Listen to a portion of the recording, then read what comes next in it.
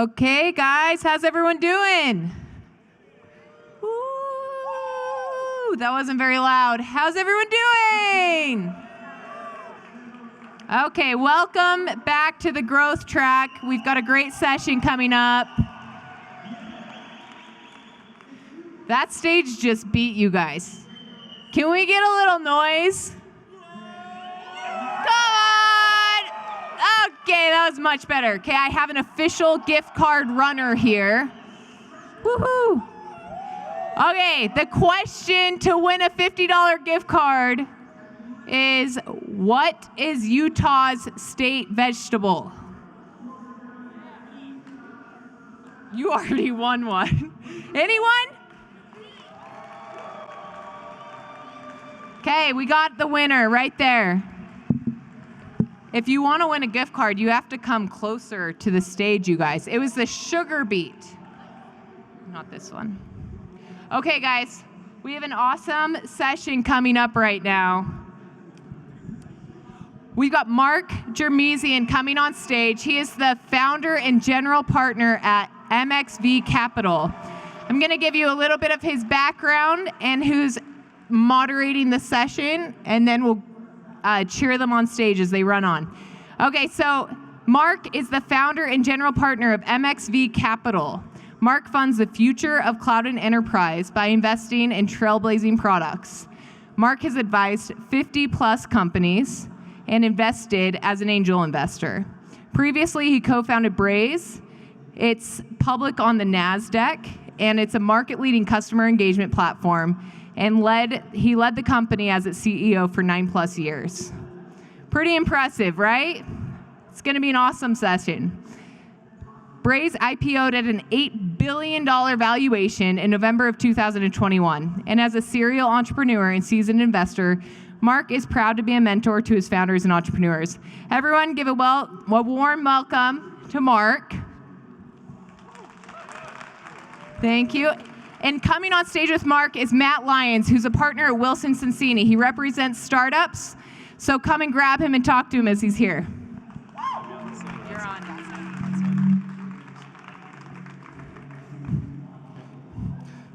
Thanks very much. It's always dangerous to be the last group right before people are trying to get out, beat traffic, or get to a happy hour or something like that, so we appreciate you.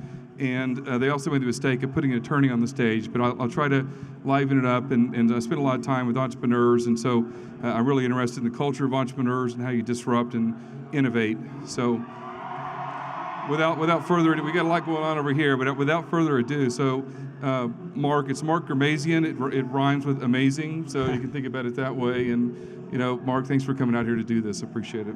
Yeah, thanks for having me. I'm super excited to kind of dive in and talk about how you should be thinking about starting a company, how you should be thinking about disrupting the space that you're getting into, and even talking about a little about my background that kind of led to where I am today. So I'll throw you a curveball. I gave you some questions. I'll throw you a curveball. So the markets are down again today. Interest rates are up again today. Bad news continues to proliferate. What should all the folks here be thinking about starting a startup this time? I think don't pay attention to it. You're not building for today or tomorrow. You're building for 18 months from now, 24 months from now. Honestly, I didn't even look at the market today. It plays with your mind. It's not healthy. Just keep your head down and remember why you chose to build what you're building. It's like any other startup. I just don't think you should be paying attention to the macro economy. Focus on you, who you are. I tell my kid when I take him to hockey practice, focus on yourself. Don't look at the other kids. Just focus on what you're doing and every day get better. And you'll be 10 times better 10 days from now. You'll be 100 times better 100 days from now. And I think that's exactly how we should all be thinking about it as founders and entrepreneurs of our own. It's great.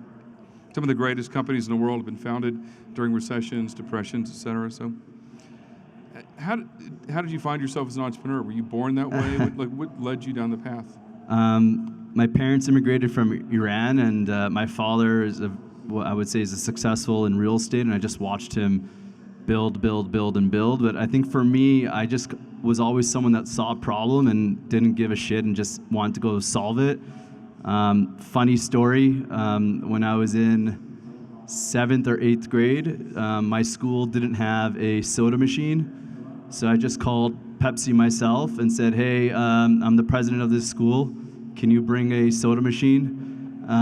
And they delivered the soda machine 3 days later, and you get 30% of the revenue. So I gave my home address as where they should cut the check. For 2 years, I was getting the checks, and until my mom realized, she's like, what are these checks you're getting from Pepsi?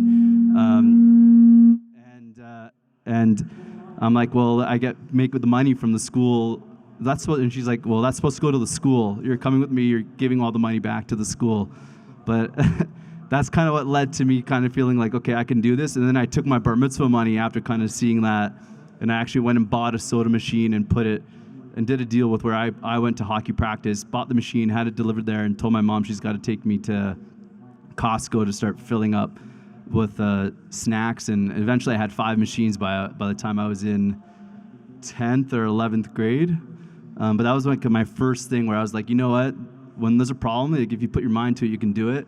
And God bless my mom. She did not have to take me to Costco to buy everything and take me to the machine and fill it up. And she was the one that deposited all the cash in the bank account.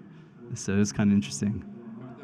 That was your first business? That was my first business, yeah. Did you have one in college as well? Did you start another one? I did. My 12th grade year of high school, I then started putting frames on top of urinals. Just thought it was very captive, and at the time, that was when you could segment between gender. I have a lot of crazy stories I could keep going talking about, but then I went to school in New York and signed a deal with the New York sports clubs. I literally had nothing, just called them and said, hey, we put frames in bathrooms. Can we have the rights to your locker rooms?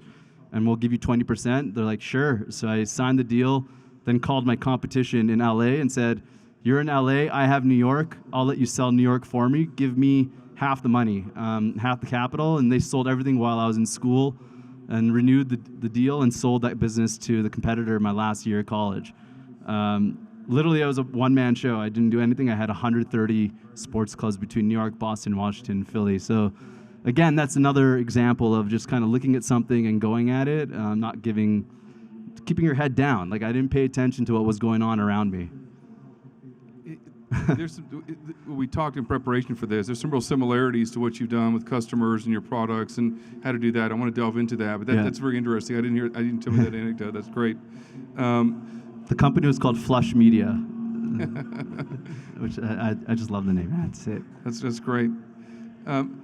So take me through, walk me through, is it Braze or another company you want to walk through? Kind of what was your, walk me through the genesis and evolution. Yeah, I think like when Braze at the time when I started, it was called IPO'd actually. And I have this clear image, and I'm sure you all have that same image of when Steve Jobs announced the iPhone, the first generation. He's holding it up, and that really just like hit me in the face, and I was just like, wow, everybody's going to be making apps.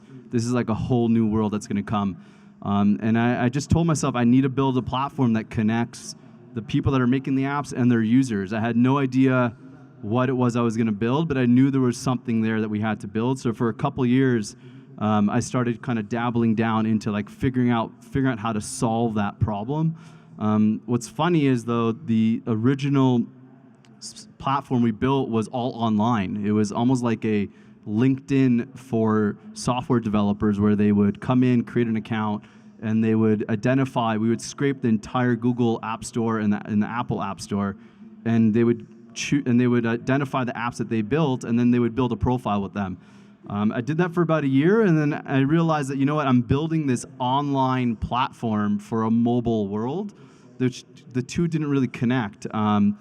And that's kind of where I started like reading about how do I get inside the apps? How do I get actually embedded in there?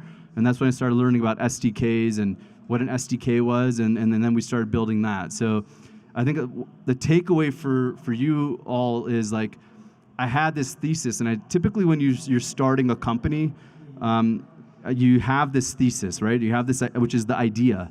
And then you have the product that you're trying to build to solve towards that thesis, which is the equation. And you're on this chalkboard or this whiteboard, and you're trying to figure out, what the hell is this equation? How does it work? What am I doing? And you're hitting it, you're wiping it out, you're doing all these things.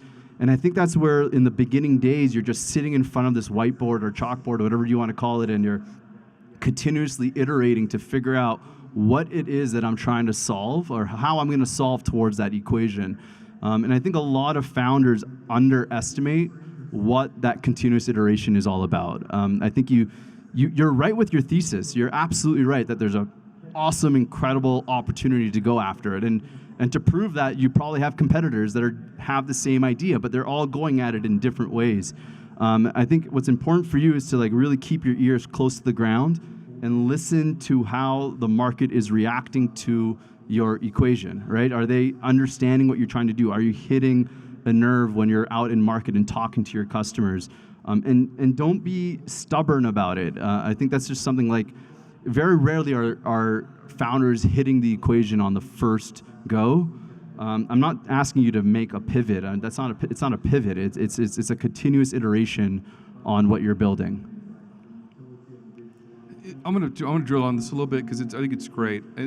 I was introduced. I represent startups. I've represented startups for 25 years, a long time. It goes by in a flash. And one of the reasons I did it, it's not about interviewing me, but I'm telling you, I derive a lot of energy from working with the companies, right? So I live vicariously. I sit in a sidecar, I sit in the back seat, or I sit at the kids' table.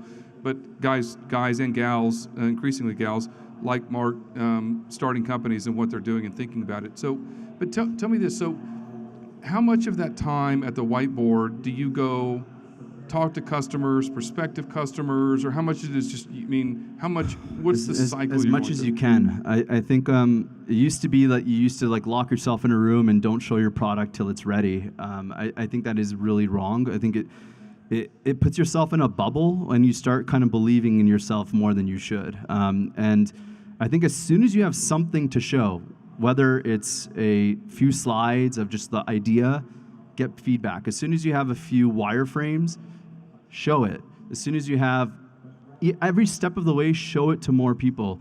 The one thing I will say though is nobody understands your vision, right? So when I had Braze, I would tell people, they're like, "Are you crazy? What are you talking about? What do you want to build?" But you understand the vision. You have that in your mind, what you want to build, but take the feedback with a grain of salt and then iterate on it. And I think it's really important to take that feedback and iterate and show your progress as much as you can with who potentially is going to be your power user, who's the person that's going to be purchasing or going to be using the software or the product that you're building. And a lot of times they may not realize that they'll need it, but you still want to show it to them and just kind of read between the lines of the feedback that they're presenting to you or they're sharing with you. There's just so much that I kind of took from when we were building Braze. Like one example was when we first started and we got embedded into the apps, we had this concept of where we would let users check into an app that they were using. I don't know if anyone in the room remembers Foursquare back in the day, but it was all the rave, checking into the bar. And I had this idea. I'm like, well, what if you could check into the app you're using and then you would share on social that you're using this app, and it solves the whole problem of app discovery. But behind the scenes, we were grabbing all this data on who you were using the app. We would share that information with the developers, and then developers could message you and talk to you and communicate to you in a personalized manner. When we went to market, nobody wanted the check-in. Everyone's like, I love what you're giving me behind the scenes, but I don't want this thing in my app that's checking in. But if maybe you can give me just the data and you can help me message. And I remember looking at my founders, I'm like, all right, get rid of this check-in thing and let's just create a address book or whatever of all the users, let them segment against who those people are, and then let them message that. And my co-founder, John, who's the CTO at Braze now, he's like, you mean CRM for apps? I'm like, I have no idea what CRM is, but let's go build that. And I went and Googled what CRM is, and I'm like, holy shit, there's companies like Salesforce and Adobe, and they're building massive companies, and Salesforce just bought ExactTarget for $2 billion. I'm like, wow, this is a massive market. And then we just pressed the gas on that. So I think to answer your question, I think you should always be talking to your customers. If we weren't listening to our customers, there's no question in my mind that Braze would not be a public or even around today. Tell me about kind of forming putting together the founding team. Yeah, I think what I was saying was like I'm an idea guy. I love starting companies. I love building product. I love selling. I love the challenge of raising money. I love the idea of going and telling someone why you're going to build such a kick-ass company, and if they tell you no, it fires me up for the next one, and just like really rub it in their face. Like I think you really need to like show people that I just love that, and I love building a culture. I love building a team. I love learning from other people. So for me as a CEO, I'm just kind of that person that loves bringing that all together. I'm not an engineer. I wish I knew how to code. I wish I could dive into code and do that. And I knew as soon as I raised my first $1 million at Braze, which by the way was at a 4 million post. So that was our seed round, $1 million, 4 million posts. I couldn't even believe I got it done.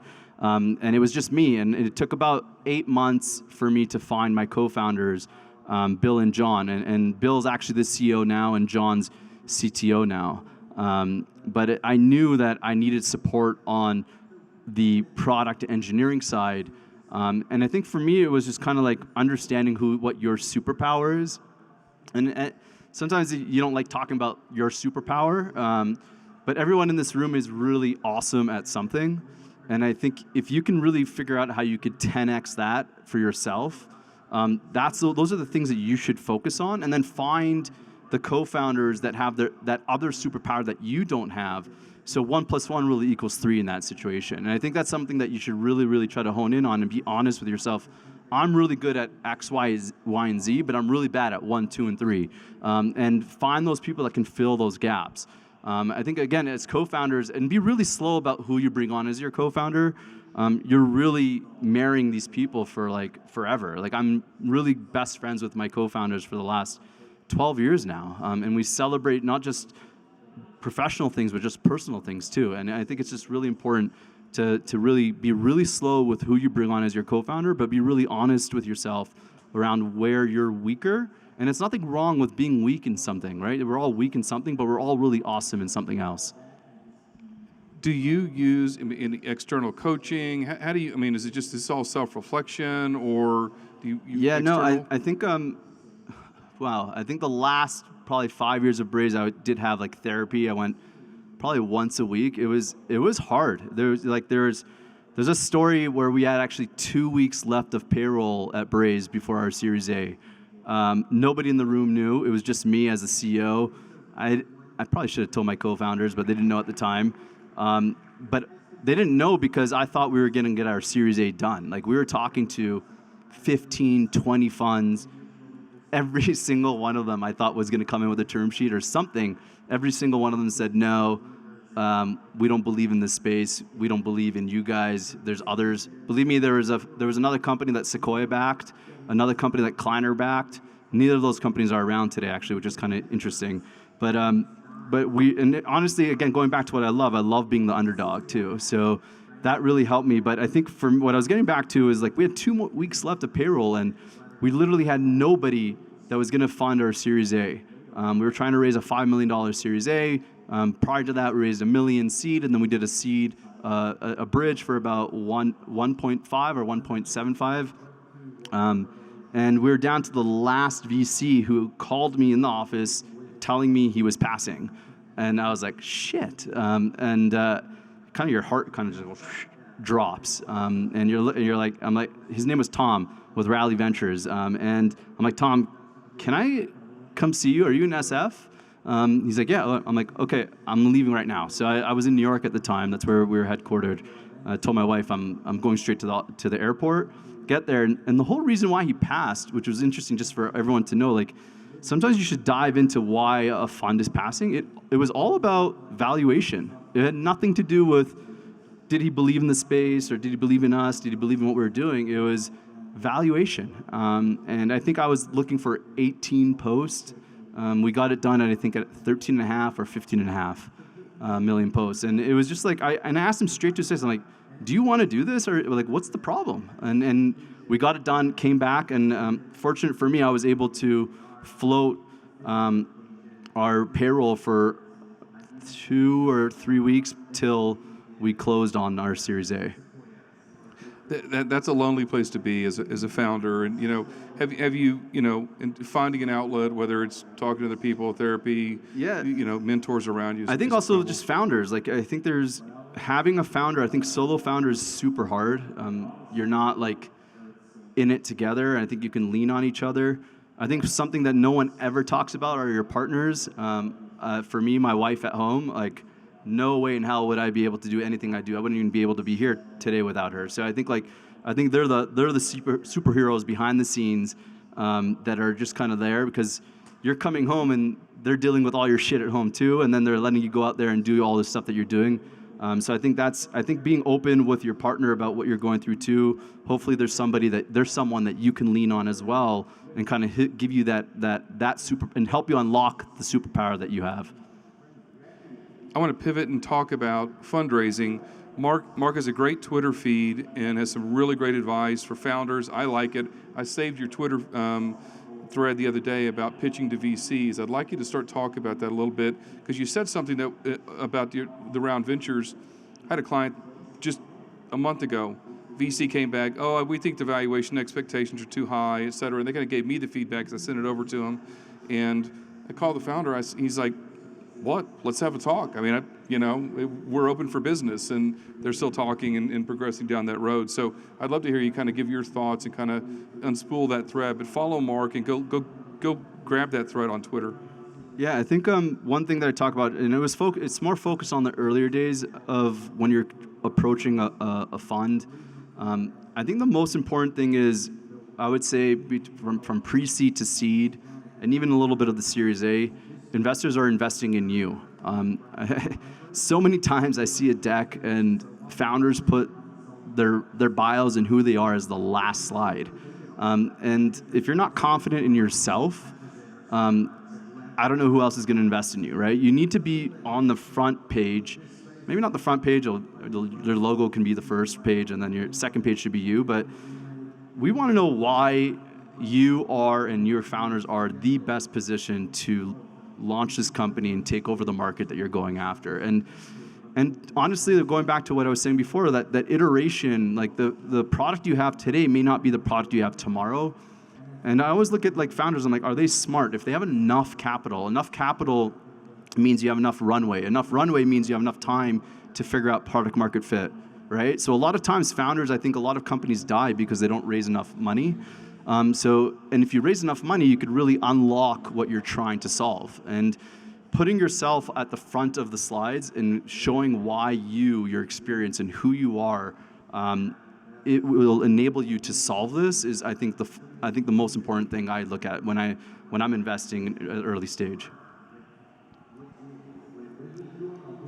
When a company first lands its money, what's the first thing it should do? You close the financing. What do you do next? You get the LinkedIn post up, start hiring people? Personally, I like to be quiet when I raise money. I think a lot of times people immediately try to get some PR around it. Be slow with your announcements and be smart about when you're announcing. What does that mean? Typically, you want to announce your funding when for example, your website's ready to take in the leads and the prospects, and you have the funnel ready you can monetize on who's coming in and who's signing up. Like a lot of times people announce their funding and their website's not ready. They don't have the right drip campaigns are ready to convert those signups. For example, like there's one investment we made. We haven't even announced it for the last year because the company's still figuring things out. A lot of times when you hear about funding, actually, the round probably closed 6 months ago too. I'm sure many people know that here. But I think that one thing is what you want to do with the capital is use the capital to figure out product market fit. I think a lot of times investors might push you to hire and use the capital and build the team. And for them, it's like nice to see that you've hired so many people and you have so many FTEs, and you're like, woo, we have 10 people on the team already. I would rather that you're using the capital to figure out product market fit with you, your founders, and maybe a couple more people. And once you figure out that product market fit, and what does it mean to have product market fit? To me, it's when you're talking to a potential customer and they're like, holy cow, this is awesome. Can we have another call with the rest of my team tomorrow? Can I have another call next week? Can we get access to this pretty soon? When will it be available? You typically, if the customer's saying, this is cool, let's be in touch, I don't think you have product market fit. And the way to understand it is like you want to really figure out that you hit a nerve is how I like to visualize it. Like you hit the nerve and you're like, wow, this is like flying, and people are interested and people want it. People want to learn more. As soon as you have that, that's when you press the gas on hiring, right? You never want to hire when you're trying to figure out product market fit, because you're going to be 6 months in, you've burnt 6 months of capital, and now that you've got product market fit, you don't have enough runway to figure out how to get to your Series A. So it's a balance. It's a balance, and it's a little bit of an art. But I think you will know internally when you have product market fit, and don't fool yourself that you do. Like we one other company that we invested in, like they had this idea that they wanted to create a sales tool, and they're built for it. But what they did, they were smart. They kept the company small to 5 people for a good year after they raised their seed, and good for them, because that wasn't the product that was going to solve towards the thesis that they had. And they made a change and said, you know what, we're not going to sell the software to the salespeople. We're going to sell the software directly to the buyer of the software. And that hit a nerve. Within 2 weeks, they started signing up customers. They started selling. Now they hired their talent acquisition guy, because that person's going to help them scale. Now they hired their first demand gen person. They hired their first salespeople. Now they're pressing the gas. But guess what? They're still sitting on $4.5 million of the seed round of $5 million that they raised. So we're talking about growth. Let's delve more into the customers. Talk about kind of, we talked about building a customer community, really kind of, making the customers your advocates. Yeah, I think the first customers you want to find, there's always that customer that always wants to try the new stuff, like the new shiny things. You have to find who those people are and who that persona is, because if you can get them, then how do you find them, right? Oh man, it took us 2 years to find our first customer at Braze, and we didn't know anybody, and it was just lots of spamming, lots of introductions, until you find that one person that's kind of ready to help you. You almost want to find that one that's kind of like likes you as a person, wants to see you be successful, wants to help you. It's almost like a little bit of a mentor in some ways. So if you find that customer that can have that mentor persona, I think that's kind of something that I would typically look for as the early customer. And then treat them like a mentor as well. Like treat them like a special customer of yours. That customer, which was Text Plus at Braze, is still a customer today. It was an $8,000 monthly contract that we signed with them, and we had no business charging them $8,000 a month, but she was willing to do that because she knew how much we would be putting into the relationship with them as a customer. And I think finding that first persona of that person that will be the people that are willing to try new things, that will lead to the people that are typically the followers of those. And then once you get the followers, then the enterprises come in because they want to be cool, like the cool startup. So it's a little bit of a crawl, walk, run approach to it. And obviously I'm talking about enterprise sales. Obviously if you're building consumer products and things like that is very different, and you want, in this day and age, I'm not a consumer guy, but I would imagine you want to find the influencers, and those are the people that want to try things first, and it kind of snowballs to different things. You mentioned your customer paid $8,000 and it was a large sum of money. How did you determine the number? How do you get that price? I think one of the biggest mistakes founders make is you want to get the customer, but you don't want to lose them. So because you want to get them and you don't want to lose them, you say take it for free, or just give me $10 a month or whatever it is, because you're afraid to really ask them for the big money. That's a mistake. It's a big mistake. Like I believe you can charge, and you should, and obviously you have to figure out what the right amount is, but pricing too low and giving it away for free, people want to use a product that they're paying for, especially and they'll use it more because they're paying for it, and especially it shows ROI. I was actually reading something about Warby Parker. They could have charged much less and made a great margin than the $99 or $110 that they charge for their sunglasses. But the founders made a decision that if we charge less than that, people will think these glasses don't have much value, or the quality of the glasses are really not there. And the same is for software. Right? Like, if you're for free, then the customer is not really going to use you. I think one thing that we did was, like, a lot of times at the beginning days we did a proof of concept. And I was giving the proof of concept for free, right? So a lot of times you're talking to the customer and they're still on edge if they want to buy your product or not. So you throw in the idea of like, well, why don't we do a proof of concept for like 90 days? So then I could tell my investors, I got you guys, right? In the back of your mind, you're thinking about it like that. Or I can just build some morale and some momentum with getting it done. But the biggest mistake was giving it away for free. The proof of concept, if you charge for it, you will have a successful proof of concept because they paid for it. And they're now invested into integrating your product, invested into using it. And what you should do in that situation is have the cost of the proof of concept convert into the cost of the annual contract, right? And that will even help get it converted. But I think the biggest mistake, again, is not charging enough and not charging for proof of concept. I'm going to how much you charge because that depends on who you are. If you're going to market and be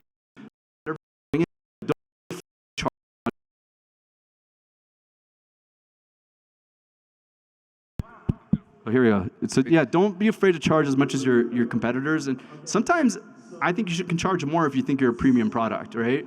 You want to be a premium product. You want to get the right customers. Charge more.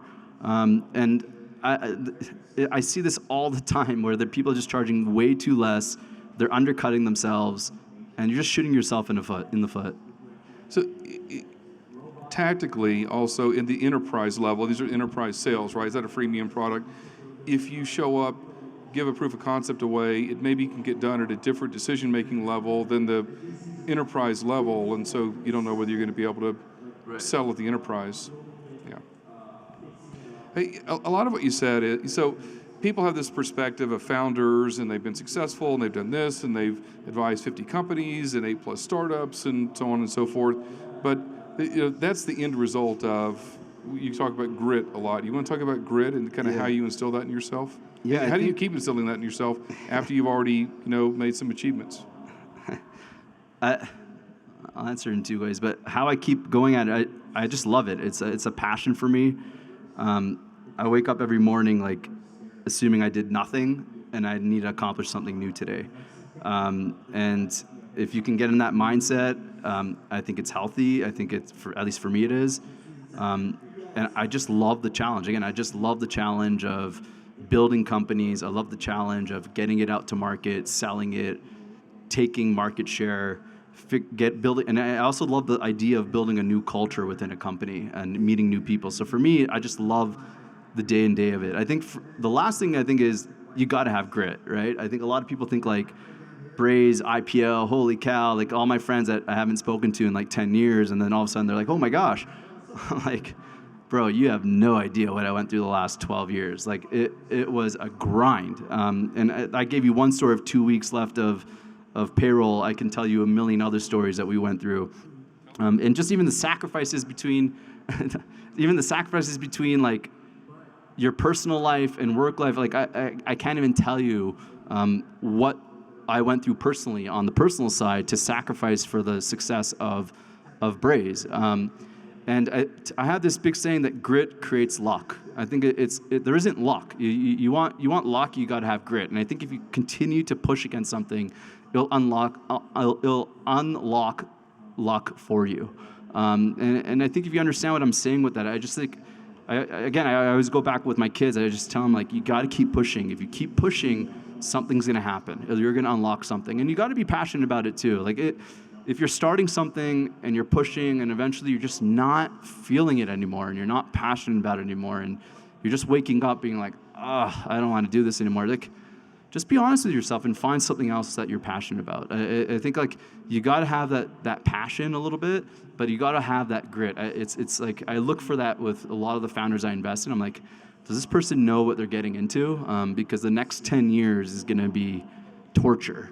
And for every 10 bad days, there's one really good day, but that one good day is just awesome. And anyone that's gone through that knows what I'm talking about. It's just such a great feeling to kind of have that first win of your first customer with your team and just kind of celebrating that. But then you're getting 10 no's the day after for the next 10 that you spoke to. But I live for that, and I enjoy it. And for me personally, that's why I love investing in early stage startups. Like, I feel like I'm a co-founder with all my founders. Like, I talk to them every day. I'm on Slack with them. Sometimes I may be doing too much. I feel like I'm like getting into their seat too much, but I just love to see like people building things and be successful with what they're doing and growing professionally. I think it's just an amazing thing. I think one of your companies, Ginger, just struck a partnership with Braze. It's kind of a very interesting. Yeah. So inside the company, inside my fund, actually, we incubated a company which I'm the CEO of as well. Again, my wife thinks I'm nuts. I'm doing too many things, but that's just what I love doing. And we started Ginger, and what Ginger does is we finance your software stack. So everyone here is buying software.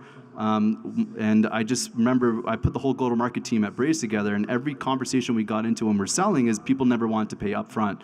So we built Ginger where we'll pay the upfront payment for you, and then you'll pay us back over 12 months. And what the cool thing for us is we hit $1 million in loans a few weeks ago, and the deal that we financed was a Braze deal. So it was just kind of interesting. It's great. Yeah. Yeah, that's like full circle. It came full circle. Yeah. Yeah.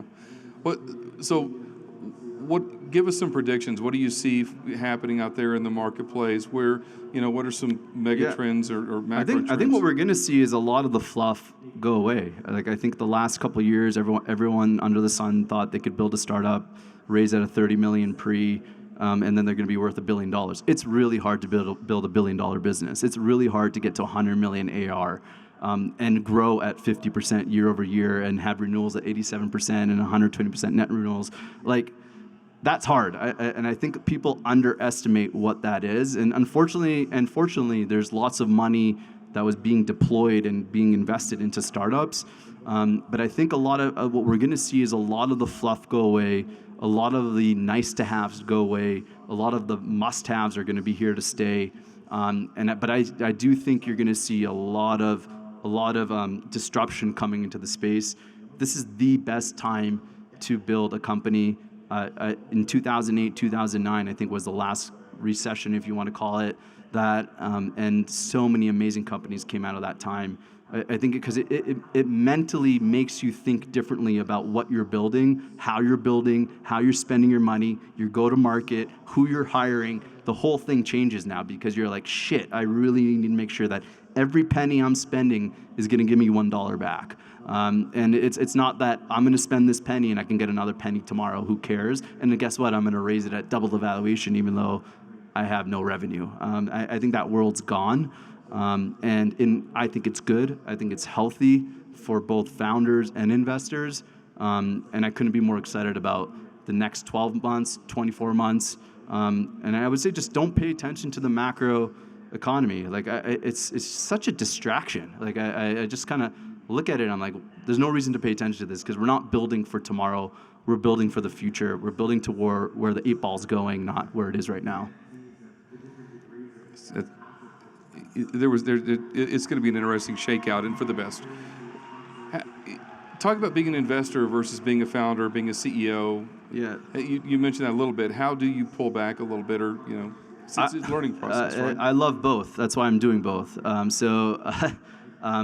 I love early stage. I don't know if I could do later stage. I think that's when later stage is more of a science, right? And I'm a creative guy. I love ideas. I love ideation. I love thinking about things. So in the beginning stages of starting a company, it's more of an art than anything. And it's like you're drawing this painting and you're figuring out what colors make sense and what's going on and who you're going to sell this painting to and blah, blah, blah, blah, blah. And then once you figure that out, that's when you go to mass production and it moves into the growth stage. So for me, I really, really love, again, like just starting companies, investing in the founders. And I hope what I'm doing for my founders is kind of helping them see what's coming, helping them identify how they can get to product market fit better, quicker, how they should be pricing their product, who they're selling to, who the power user is. Like I just kind of love all that. So, and then on the flip side, personally, I want to stay true as a true operator, and that's why I love starting companies and being the CEO of my own company. So I'm not just one of those people that says, hey, I started a company 10 years ago, and this is why I'm a great investor. I think I want to be on the front lines with you as a co-founder or as a founder. And again, I just want to keep that fresh at all times for myself. We got a couple minutes left. Mark has got a plane. This is not a gig. We're going to put the cape on him and get him out of here. Get a plane in about an hour and 45 minutes, hour and 10 minutes maybe. So we'll make sure you get out of here and get over to it. What's the biggest mistake you've made? Kind of warn people off, don't do this, help us. I think the biggest mistake I made as a founder, you love to do everything yourself because you know you're awesome at it and no one else can do it better than you. And that may be true, but you need to delegate. Things will not scale without you delegating. And it's so hard to delegate because you want to get in there and you're like, I could get this deal done myself. And I think that was a big problem for me in the early days of Braze. It was really bad. I was getting in the middle of emails with sales reps talking to potential customers because I felt it was moving too slow and they weren't following up quick enough for me. And I was all in there. And without me knowing, people were complaining about me getting too much. And then one of my investors gave me a book, The 20-Minute Manager. So I got the message. And after that, I think I just started to delegate more and more and more. Where you become a really good delegator, I think that's when you can scale. Eventually as a founder and CEO or wherever role you're in, you want to hire people that help you scale, right? And if they don't help you scale, what does that mean? That means you're having to micromanage them. You're having to always look behind your back to make sure they're doing everything. So the one thing is hire people that can help you scale. Hire people that you can learn from. I loved being at Braze because there were so many smart people that knew what they were doing so much more and better than me. And every day I was learning so much from them. And it was awesome. And I think for everyone here, it's if you can figure out how you can delegate, to delegate right, you need to hire people that are smarter than you, that know what they're doing, and that you don't have to micromanage. And I think for me, the biggest mistake was I wasn't delegating quick. I wasn't delegating, and I wasn't firing quick enough. And it's so hard to fire people. I hate it till today.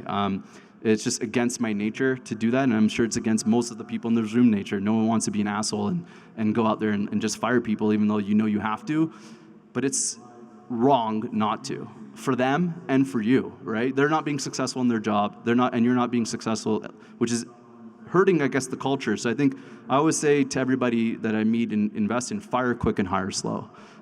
So I think those are the biggest mistakes. There was one person at Braze in the early days that I just didn't let go, and then it got to a point where when I did let him go, holy shit, things blew up. He was so mad at me.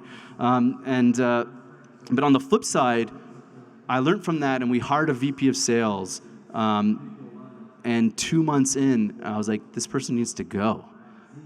My board was ecstatic. They were like, you didn't give this person a full quarter. I'm like, he needs to go. It's the wrong person. If we didn't let that person go, we would not have hired Miles, who today is our president and chief customer officer. I call him our unicorn hire. I think every company has a unicorn hire that kind of takes what you did as founders and pushes it forward. And that was, again, such an incremental fire and an incremental hire. And again, it was because we'd fired quick and hired slow. Well, great. Thank you very much, and safe travels and get back to your family. Thank you. It was great.